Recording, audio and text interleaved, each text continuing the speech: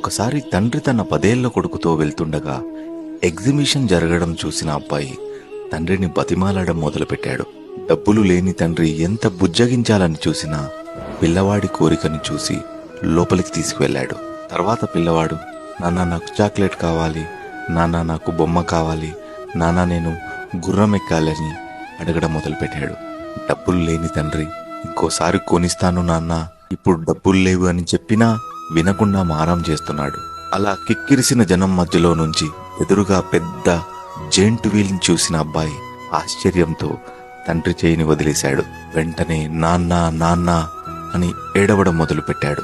అది చూసిన జనం పిల్లవాడికి చాక్లెట్ ఇస్తామన్నారు, గుర్రం ఎక్కిస్తామన్నారు, జెయింట్ వీల్ కూడా ఎక్కిస్తామని అన్నారు. పిల్లవాడు మాత్రం ఎక్కి ఎక్కి ఏడవడం మానట్లేదు. ఏదైతే కావాలని మారం చేశాడో అది పిల్లవాడికి దక్కుతున్నా ఇప్పుడు మాత్రం ఆ పిల్లవాడు అవేమీ వద్దు, నాన్నే కావాలి, నాన్న మాత్రమే కావాలని రోధిస్తున్నాడు. ఎప్పుడైతే తన పేరు ఆ గుంపులో నుంచి వినిపిస్తూ నాన్న కనిపించాడో ఆ పిల్లవాడు వెళ్లి గట్టిగా హత్తుకుని చంకనెక్కి కళ్ళు మూసుకున్నాడు. సరిగ్గా ఇలాగే ప్రపంచంలోని ఏ ధనం ఏ వస్తువు తండ్రి ఉన్నాడన్న ధైర్యాన్ని భర్తీ చేయలేవు. గొప్పవాడు అయి ఉండడం, బీదవాడు అయి ఉండడం కాదు, తండ్రి అనేవాడు ఉండడమే ఒక పెద్ద వరం. సరిపోదట మాట